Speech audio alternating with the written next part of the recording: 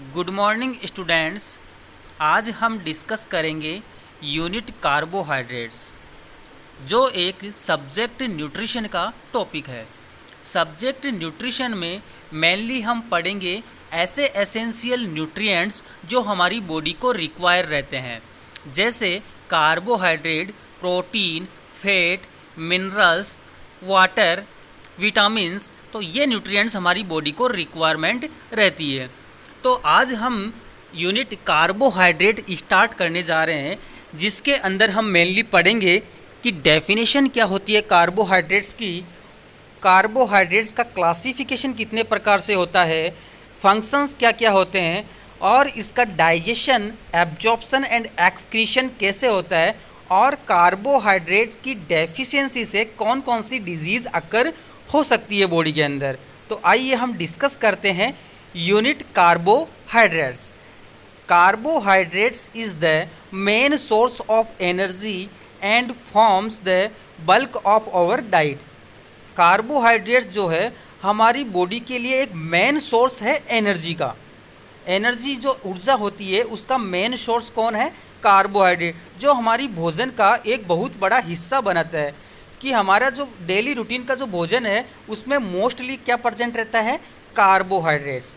Carbohydrates जो है mostly किस में बनता है? प्लांट्स के अंदर। ड्यूरिंग फोटोसिंथेसिस प्रोसेस के थ्रू कार्बोहाइड्रेट किस में बनता है? प्लांट्स के अंदर। अब हम डिस्कस करते हैं इसके डेफिनेशन के बारे में। Carbohydrates are defined as the aldehydic और ketonic derivatives of polyhydroxy alcohol and their polymers having hemiacetal glycosidic linkage. तो कार्बोहाइड्रेट्स क्या है? कार्बोहाइड्रेट्स की जब हम स्ट्रक्चर देखें तो कार्बोहाइड्रेट्स के अंदर एल्डिहाइड और कीटोन पाया जाता है। एल्डिहाइड और कीटोन पाए जाते हैं क्योंकि एल्डिहाइड के और कीटोन के डेरिवेटिव्स होते हैं। जैसे मैं बात करूं ग्लूकोज की और फ्रक्टोज की, तो ग्लूकोज में क्या प्रेजेंट रहता है? एल्डिहाइड ग्रुप, जबकि फ्रक्टोज के अंदर क्या प्रेजेंट रहता है? कीटोन प्रेजेंट रहता है। तो एल्डिहाइड और कीटोन के डेरिवेटिव्स होते हैं कौन? कार्बोहाइड्रेट्स। और क्या होते हैं? पॉलीहाइड्रोक्सी अल्कोहल, मतलब बहुत सारे एच और एच प्रेजेंट रहते हैं इसके स्ट्रक्चर के अंदर। तो पॉलीहाइड्रोक्सी अल्कोहल प्रेजेंट रहते हैं। और जब दोनों मोनोसैकेराइड्स यूनिट आपस में जुड़ती है तो दोनों में ग्लाइकोसाइडिक लिंकेज प्रेजेंट रहती है। ये था डेफिनेशन। अब कार्बोहाइड्रेट्स में बात करें तो किससे मिलकर बना होता है? Mainly carbon, hydrogen and oxygen, CHO, carbon, hydrogen और ऑक्सीजन से ये मिलके बना होता है, जो एक प्रकार का ऑर्गेनिक कंपाउंड होता है। अब बात करते हैं इसके क्लासिफिकेशन की। कार्बोहाइड्रेट को मेनली क्लासीफाई किया गया है 4 ग्रुप के अंदर: मोनोसैकेराइड्स, डाइसैकेराइड्स, ओलिगोसैकेराइड्स और पॉलीसैकेराइड्स। मोनोसैकेराइड्स के अंदर जो स्ट्रक्चर में बात करें कि कार्बन की संख्या के आधार पर बात करें तो मोनोसैकेराइड्स में 2 से लगाकर 6 कार्बन यूनिट तक क्या प्रेजेंट रहती है? चेन प्रेजेंट रहती है, और इसमें 1 शुगर होती है। ठीक है। डाइसैकेराइड्स के अंदर क्या होता है कि डाइसैकेराइड्स के अंदर 2 मोनोसैकेराइड्स यूनिट जो है आपस में जुड़कर क्या बनाती है? डाइसैकेराइड्स। मोनो प्लस मोनो बराबर डाइसैकेराइड्स। ओलिगोसैकेराइड्स में क्या होगा? 3 से लगाकर 10 तक मोनोसैकेराइड्स यूनिट्स आपस में जुड़ के क्या बनाती है? ओलिगोसैकेराइड्स। पॉलीसैकेराइड्स में क्या होगा? 10 से ज़्यादा 10 और मोर मोनोसैकेराइड्स यूनिट बाइंड टुगेदर, तब क्या बनाएगा? पॉलीसैकेराइड्स। एग्जाम्पल की बात करें तो मोनोसैकेराइड्स में आएगा glucose, fructose, galactose. Glucose, fructose, galactose. Disaccharides में माल्टोज, सुक्रोज, लैक्टोज। ये माल्टोज, सुक्रोज और लैक्टोज तीनों मोनोसैकेराइड से मिलकर बने होते हैं। ओलिगोसैकेराइड्स और पॉलीसैकेराइड्स में बात करें तो एग्जाम्पल है स्टार्च एंड सेलुलोज। अब मोनोसैकेराइड्स को भी क्लासीफाई किया गया है, तो फर्दर क्लासिफिकेशन देख लेते हैं। मोनोसैकेराइड्स जो है उसको ट्रायोजेज, टेट्रोजेज, पेंटोजेज, हेक्सोजेज, हेप्टोजेज। तो मैंने कहा था आपको कि मोनोसैकेराइड्स में 2 से लगा के 6 कार्बन तक की श्रृंखला पाई जाती है। तो ट्रायोजेज में कितने कार्बन होते हैं? 3 कार्बन। कि ट्रायोजेज की जब हम स्ट्रक्चर देखेंगे तो उसमें 3 कार्बन होते हैं। टेट्रोजेज में 4 कार्बन होते हैं, पेंटोजेज में 5 कार्बन होते हैं, हेक्सोजेज में 6 कार्बन होते हैं और हेप्टोजेज में 7 कार्बन होते हैं। ट्रायोजेज का एग्जाम्पल है ग्लिसरेल्डिहाइड और सेकंड डाईहाइड्रोक्सी एसीटोन। टेट्रोजेज का एग्जाम्पल है इरिथ्रोज एंड थ्रियोज। पेंटोजेज का एग्जाम्पल है राइबोज एंड डीऑक्सीराइबोज। हेक्सोजेज का एग्जाम्पल है ग्लूकोज एंड फ्रक्टोज। हेप्टोजेज का एग्जाम्पल है सीडोहेप्टुलोज। अब बात करें डाइसेक्राइड्स की, तो डाइसेक्राइड्स जो है किससे मिलकर बना होता है? 2 मोनोसेक्राइड्स यूनिट के बीच में ग्लाइकोसाइडिक लिंकेज होने की वजह से क्या बनते हैं? डाइसेक्राइड्स बनते हैं। एग्जाम्पल है maltose, sucrose and lactose. Third है क्लासिफिकेशन ओलिगोसेक्राइड्स। ओलिगोसेक्राइड्स को भी क्लासीफाई किया गया है, जिसमें फर्स्ट है ट्राइसेकेराइड्स, सेकंड इज टेट्रासेकेराइड्स, थर्ड इज पेंटासेकेराइड्स। ट्राइसेकेराइड्स का एग्जाम्पल है रेफिनोज एंड मेनोट्रायोजेज। टेट्रासेकेराइड्स का एग्जाम्पल है स्टेकियोज। पेंटासेकेराइड्स का एग्जाम्पल है बारबेकोज। तो ये तीनों किसका क्लासिफिकेशन है? ओलिगोसेक्राइड्स का। अब बात करते हैं पॉलीसेक्राइड्स की, तो पॉलीसेक्राइड्स को भी 2 ग्रुप के अंदर क्लासीफाई किया गया है। First is homopolysaccharides, second is heteropolysaccharides. Homopolysaccharides का एग्जाम्पल है स्टार्च एंड ग्लाइकोजन। हेटेरोपॉलीसेक्राइड्स का एग्जाम्पल है हीपेरिन एंड पैक्टिन। अब फर्स्ट हम बात कर लेते हैं जो अपने क्लासिफिकेशन पढ़ा था कार्बोहाइड्रेट का, तो फर्स्ट क्लासिफिकेशन था मोनोसेक्राइड्स। तो मोनोसेक्राइड्स का जनरल फॉर्मूला होता है CnH2O का होल एन, CnH2O का whole n. These are the simplest form of carbohydrates found in nature. तो मोनोसेक्राइड्स एक सिंपल फॉर्म होती है जो नेचर में पाई जाती है। इम्पोर्टेंट मोनोसेक्राइड्स कौन कौन से होते हैं जो हमारी बॉडी में पाए जाते हैं और बॉडी इनको कंज्यूम करती है और डाइजेस्ट करती है? वो है ग्लूकोज, फ्रक्टोज एंड गैलेक्टोज। इनका जनरल फॉर्मूला होता है C6H12O6, मतलब कार्बन की संख्या 6, हाइड्रोजन की संख्या 12, ऑक्सीजन की संख्या 6। तो ये क्या है? C6H12O6 glucose, fructose and galactose का जनरल फॉर्मूला होता है। These simple sugar are made up of 6 carbon chain और ring to which hydrogen and hydroxyl group are attach. तो इनके स्ट्रक्चर के अंदर 6 कार्बन होते हैं और हाइड्रोजन प्रेजेंट रहता है और हाइड्रोक्सिल ग्रुप प्रेजेंट रहता है। तो तीनों एग्जाम्पल्स में से फर्स्ट एग्जाम्पल हम देखते हैं ग्लूकोज। ग्लूकोज का दूसरा नाम है ग्रेप शुगर या ब्लड शुगर, क्योंकि ये अंगूर में भी पाई जाती है और ब्लड में भी पाई जाती है, इसलिए ग्लूकोज का नाम है grape sugar and blood sugar. ये मोस्ट इम्पॉर्टेंट मोनोसेक्राइड्स है जो हमारी बॉडी इसको कंज्यूम करती है। फर्स्ट इसको क्या करेगी? डाइजेस्ट करने के काम में लेती है। Glucose is the sugar which is absorbed into the blood stream after carbohydrates are digested into the blood. Glucose जो है वो क्या करेगी? ब्लड स्ट्रीम के थ्रू बॉडी की सेल्स में जाएगी और सेल्स में जाने के बाद में वहाँ पे क्या होगा? इसका मेटाबॉलिज्म होगा। ब्लड के अंदर ग्लूकोज का नॉर्मल लेवल देखें तो 70 से 110 mg/dl होता है। ये नॉर्मल ब्लड सीरम लेवल होता है। अब ग्लूकोज के बाद सेकंड एग्जाम्पल है फ्रक्टोज। फ्रक्टोज का दूसरा नाम है लीवुलोज या फ्रूट शुगर। ये लीवुलोज इसका दूसरा नाम है क्योंकि ये लीवो रोटेटरी होता है, इसलिए फ्रक्टोज को लीवुलोज बोलते हैं। और ये फ्रूट में पाया जाता है इसलिए इसको फ्रूट शुगर बोलते हैं। It is the sweet sugar because found in fruit and honey, क्योंकि ये फ्रूट में और शहद में मिलता है इसलिए इसको स्वीट शुगर भी बोलते हैं। In human body it is converted to glucose and oxidised as a source of energy. तो फ्रक्टोज जो है पहले आइसोमराइजेशन प्रोसेस के थ्रू ग्लूकोज में कन्वर्ट होगा और ग्लूकोज फिर फर्दर सेल्स के अंदर मेटाबोलाइज्ड होगा या फिर ऑक्सीडाइज्ड होगा। थर्ड बात करते हैं गैलेक्टोज की।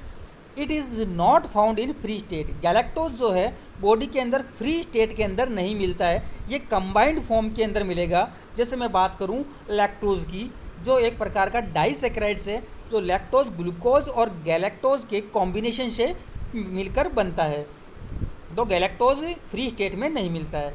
सेकेंड क्लासिफिकेशन है डाइसैकेराइड्स। डाइसैकेराइड्स का जनरल फॉर्मूला होता है CnH2 का होल n माइनस 1। तो disaccharides compound composed of two monosaccharides unit linked together by glycosidic linkage with the removal of water molecule। तो डाइसैकेराइड्स जो है दो मोनोसैकेराइड्स यूनिट के जुड़ने से बनता है, और जब दोनों यूनिट जुड़ेगी तो वाटर का एलिमिनेशन होगा। तो डाइसैकेराइड्स का जनरल फॉर्मूला C12H22O11 होता है। एग्जाम्पल की बात करूं तो सुक्रोज, माल्टोज एंड लैक्टोज, ये तीन एग्जाम्पल किसके हैं? डाइसैकेराइड्स के एग्जाम्पल है। तो फर्स्ट मैं बात करूँ जैसे मोनो C6H12O6, फिर मोनो C6H12O6, दोनों मोनोसैकेराइड जुड़ी तो बना डाइसैकेराइड C12H22O11, और वाटर का क्या होगा? एलिमिनेशन होगा। तो फर्स्ट एग्जाम्पल हमारा सुक्रोज डाइसैकेराइड्स के बारे में। तो फर्स्ट एग्जाम्पल सुक्रोज की देखें तो सुक्रोज का दूसरा नाम है केन शुगर, क्योंकि ये गन्ने के अंदर पाई जाती है। तो ग्लूकोज प्लस फ्रक्टोज मिलके बनाएगा सुक्रोज, कि ग्लूकोज और फ्रक्टोज मिलके क्या बनाता है? सुक्रोज, और वाटर का एलिमिनेशन होगा। It is prepared from sugar cane and sugar beet, मतलब गन्ने से ये प्राप्त की जाती है। It is present in some fruits and vegetables के अंदर भी ये पाई जाती है। अब बात करते हैं माल्टोज की। माल्टोज को माल्ट शुगर बोला जाता है। माल्टोज कौन कौन सी मोनोसैकेराइड यूनिट से मिलकर बना होता है? तो first is glucose plus glucose equal to maltose. Glucose और ग्लूकोज के कॉम्बिनेशन से बनता है माल्टोज। माल्टोज जो है, जो अंकुरित ग्रेन्स होते हैं उनके अंदर पाया जाता है और स्टार्च से प्राप्त किया जाता है। इन the body maltose is formed during digestion of starch. हमारी बॉडी में अगर बात करें तो स्टार्च का जब डाइजेशन होगा तो क्या बनेगा? माल्टोज। जैसे बात करूँ स्टार्च हमारी जो मुख गुहा है, लार है, उस लार के अंदर सेलाइवा एमाइलेज एंजाइम प्रेजेंट रहता है। उस एमाइलेज एंजाइम की प्रेजेंस में स्टार्च कन्वर्ट हो जाएगा माल्टोज एंड आइसोमाल्टोज के अंदर। और हम पेनक्रियाज के अंदर बात करें तो पेनक्रियाजिक और इंटेस्टाइनल जूस के थ्रू स्टार्च किस में कन्वर्ट हो जाएगा? माल्टोज एंड आइसोमाल्टोज के अंदर। थर्ड एग्जाम्पल है डाइसैकेराइड्स का, वो है लैक्टोज। लैक्टोज को हम मिल्क शुगर बोलते हैं, जो किससे मिलकर बनी होती है? ग्लूकोज एंड गैलेक्टोज से। मैं पहले आपको बता चुका हूँ कि गैलेक्टोज जो है फ्री स्टेट में नहीं मिलता है, वो कंबाइंड फॉर्म में मिलेगा ग्लूकोज के साथ में और लैक्टोज के अंदर पाया जाएगा। तो glucose plus galactose equal to lactose. It is the sugar present in milk. ऐसी शुगर जो मिल्क में प्रेजेंट है, इसलिए इसको मिल्क शुगर बोलते हैं। It is made up of 1 unit of glucose and 1 unit of galactose. Galactose और ग्लूकोज की एक एक यूनिट से क्या बनती है? Lactose. It is the least sweet of all sugar, मतलब कम मीठी होती है, और इसके फर्मेंटेशन से, लैक्टोज के फर्मेंटेशन से क्या बनता है? लैक्टिक एसिड एंड चीज़, जिसे हम पनीर बोलते हैं। अब जो कार्बोहाइड्रेट का थर्ड क्लासिफिकेशन है oligosaccharides. They are composed of 3 to 10 monosaccharides unit linked to each other by the removal of water molecules। मतलब इस डाइसैकेराइड्स में 2 मोनोसैकेराइड्स यूनिट थी, जबकि ओलिगोसैकेराइड्स में 3 से लगाकर 10 तक मोनोसैकेराइड्स यूनिट्स आपस में जुड़कर क्या बनाती है? Oligosaccharides. They are not as common in food के अंदर ये कॉमन न्यूट्रिएंट्स नहीं होता है, जबकि मोनोसैकेराइड्स कॉमन है, डाई भी कॉमन है और पॉलीसैकेराइड्स भी कॉमन होता है। एग्जाम्पल देखें ओलिगोसैकेराइड्स की तो रेफिनोज, स्टेकियोज एंड बारबेकोज। रेफिनोज क्या है? ट्राइसैकेराइड्स है। स्टेकियोज क्या है? टेट्रासैकेराइड्स है। बारबेकोज क्या है? पेंटासैकेराइड्स है। अब कार्बोहाइड्रेट्स का फोर्थ क्लासिफिकेशन है polysaccharides. These are complex carbohydrates made up of 10 or more glucose unit linked to each other in a chain or branched form। ये शाखा और चेन के रूप में हो सकते हैं और 10 से ज़्यादा ग्लूकोज यूनिट बाइंड रहती है, ठीक है। और इन सभी यूनिट के अंदर ग्लाइकोसाइडिक लिंकेज प्रेजेंट रहता है। Polysaccharides have 2 important biological function. Polysaccharide के 2 बायोलॉजिकल फंक्शन हैं। हम स्टोरेज की बात करें तो ग्लाइकोजन जो है एनिमल के अंदर स्टोर्ड फॉर्म के अंदर पाया जाता है, जबकि प्लांट में बात करें तो स्टार्च जो होता है पॉलीसैकेराइड्स वो स्टोरेज फॉर्म में पाया जाता है। और सेलुलोज जो है वो स्ट्रक्चरल कंपोनेंट बनाने में हेल्प करता है। अब बात करें पॉलीसेकेराइड्स को भी क्लासीफाई किया गया है दो ग्रुप के अंदर, होमोपॉलीसेकेराइड्स एंड हेटेरोपॉलीसेकेराइड्स। होमोपॉलीसेकेराइड्स के बारे में हम डिस्कस कर लेते हैं। It is consist of one kind of chain of monosaccharides unit. एक ही प्रकार की चेन पाई जाती है होमोपॉलीसेकेराइड्स के अंदर। एग्जाम्पल है starch, glycogen, cellulose and dextrin. बात करते हैं स्टार्च की। They are present in abundance in cereals, pulses, tapioca, sago, roots and tubers. मतलब बहुतायत में स्टार्च जो है सीरियल्स के अंदर पाए जाते हैं, पल्सेज जो दालें हैं उसमें पाए जाते हैं, साबूदाना में पाए जाते हैं, जड़ों में मिलते हैं और गांठों में मिलते हैं। सेकंड एग्जांपल है पॉलीसेकेराइड, जो होमोपॉलीसेकेराइड है उसका glycogen. This is also called animal starch as it is form in which the animal body stored carbohydrates as a reserve source of energy. तो ये ग्लाइकोजन जो है स्टोर्ड फॉर्म होती है हमारी बॉडी के अंदर। ये स्टोर्ड रहती है या तो लीवर में या मसल्स में। जब हमारी बॉडी को एनर्जी की रिक्वायरमेंट रहती है तब ग्लाइकोजन ग्लूकोज में चेंज होकर हमारी बॉडी को क्या देता है, एनर्जी देता है। अब हम बात करें कि हमारी बॉडी में ग्लाइकोजन स्टोर्ड कितना रहता है, लगभग 400 से 500 ग्राम हमारी बॉडी में स्टोर्ड रहता है। उसका 1/3 1/3 हिस्सा किस में स्टोर्ड रहता है, लीवर में, और 400 से 500 ग्राम का 2/3 हिस्सा किस में स्टोर्ड रहता है, मसल्स के अंदर। नेक्स्ट बात करते हैं डेक्सट्रीन की। The very long chain of starch are break down और split into shorter chain called dextrin. कि स्टार्च की एक बहुत बड़ी चेन होती है, उसके टूटने से क्या बनती है, dextrin. Dextrin is more soluble and sweeter than starch. मतलब बहुत ज़्यादा ये सोल्यूबल है और मीठी होती है किससे, स्टार्च से। अब हम बात करते हैं हेटेरोपॉलीसेकेराइड्स की।